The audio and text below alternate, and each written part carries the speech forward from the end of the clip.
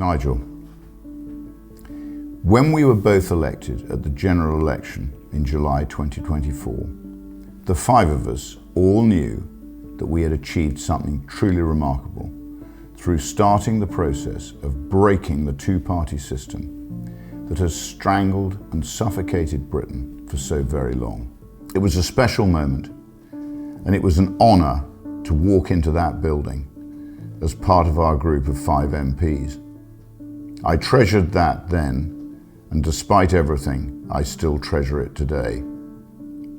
However, now in 2026, we're in a very different place. The landscape has changed dramatically. Our differences over the last 18 months are well documented. I do not agree with how you remove me from reform, but let's not recycle those same arguments again and again. I want to move past that. The country we both love is changing beyond recognition. Millions of people feel like strangers in their own communities. They work hard, pay their taxes, obey the law, and yet they see no fair reward for any of that. They see a patriotic right hopelessly divided. They see hard work punished and indolence rewarded. That is why today I'm reaching out to put personalities and our past disagreements aside for the good of the country we all so want to succeed. To ask one simple question: how can we restore Britain? If we agree on 5 fundamental principles, then I believe we can, should, and must find a way of working together in some form to make it a reality. Reform has taken a path that has moved its core offering away from what I believe is necessary to restore our country. On many issues, we agree. On others, we do not. But I'm hopeful that a common way forward can be found and forged. But any agreement or cooperation must be based on the following values, policies, and vision. First, restoring our borders. Ending mass immigration is not enough. The hour is just too late for that. It must be reversed. As you know, Restore Britain has taken the unprecedented step of publishing the most comprehensive deportation policy ever produced in British politics. That plan must be implemented in full and to the letter. Every illegal migrant must be deported, and yes, that must include women and children. Our plan has outlined exactly how that can be achieved within one parliament. You previously stated that mass deportations are a political impossibility.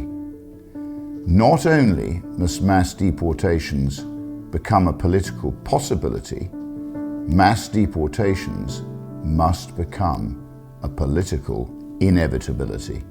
They must all go. Legal immigration has caused even more damage.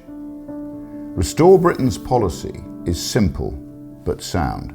If a foreign national is living in Britain, yet unable to speak English, refuses to work, lives in social housing, hates our way of life, or even wants to do us harm, they have abused our generosity, are incompatible with our high trust society, and they should be made to return to their own countries. There will be those in reform who do not agree with the robust nature of such measures, but I believe it is entirely necessary. Millions must go. Second, restoring our demographic security. It is projected that white Britons will become a minority by 2063. Nothing demonstrates the demographic vandalism of mass immigration more than that. importing millions of people from third world nations, is changing our population in a way none of us ever wanted or voted to support. It is unacceptable and it cannot be allowed to happen. We must be unafraid to grasp that nettle, however painful the establishment backlash may be.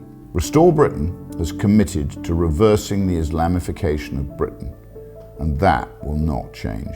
The level of influence that Islam is exerting, even now, on our Christian way of life is unacceptable. Any future cooperation must include the banning of both halal and kosher slaughter, the burqa, cousin marriage, mass dominating public Islamic prayer, Sharia courts, and any other barbaric foreign practices that have no place in our high trust society. Britain is a Christian country, and we must ensure it remains that way. If we cannot agree on that, then there is simply no way forward.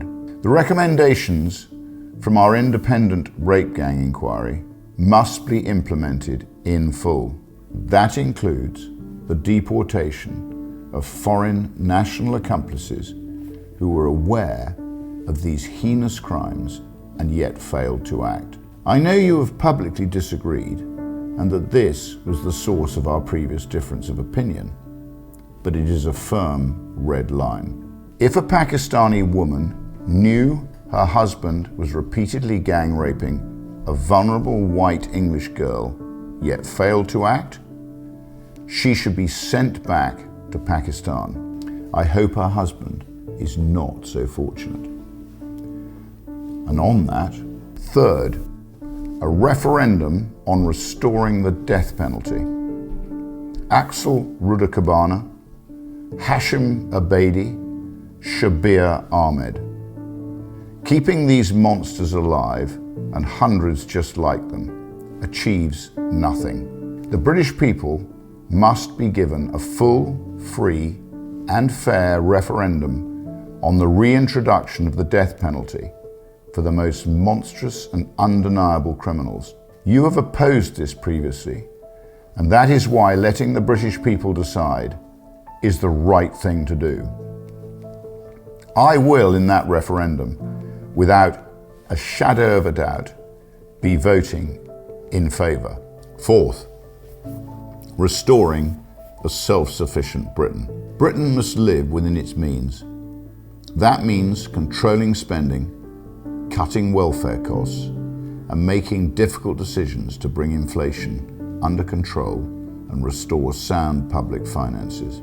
It means a Britain that can power itself, feed itself, defend itself, restore Britain's uniquely comprehensive policy papers are already addressing these challenges. To fund that, enormous cuts must be made. These choices will not always be popular, but we must be prepared to think in generations, not just election cycles. Governed by what is right for Britain, not for what will simply result in better polling. Difficult, unpopular decisions are now required, not short-term politicking, but long-term, hard planning that will ensure we leave a better Britain to our grandchildren than the one that was handed to us. Fifth, restoring the country's faith in politics. The British people have entirely lost faith in Westminster. That trust will not be restored by recycling the same ministers, advisors, and thinking that created today's problems. Former Conservative ministers who failed our country and our people in so many appalling ways must not be part of any future cabinet. They had their chance and they failed us all. That must not be rewarded with a second opportunity. These principles of restoration will be offered to the British people on the ballot paper at the next general election. with or without your cooperation. My sole aim through Restore Britain is the implementation of a properly considered policy programme that will start the process of desperately needed restoration for our once great country. I do not care how that is done. I only care that it is done. So Nigel, my message is simple. If you are prepared to work together around serious policies, serious reform, and serious government, then so are we. Not because it's politically convenient for Restore Britain, not because it's personally easy. After the events of the last 18 months, I would certainly rather not be making this offer.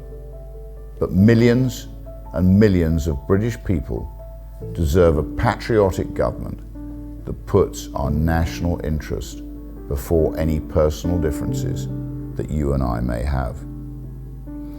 If you disagree, that is your choice. Restore Britain will be ready for what comes regardless. I truly believe there could be sufficient common ground for our two movements to cooperate collectively, destroy the looming left-wing alliance that will finish off what hope remains for this country. We have recently shown how effectively cooperation can work locally on the Norfolk County Council. So why not at national level? In my view, failing to even try because of our own personal difficulties is simply not an option.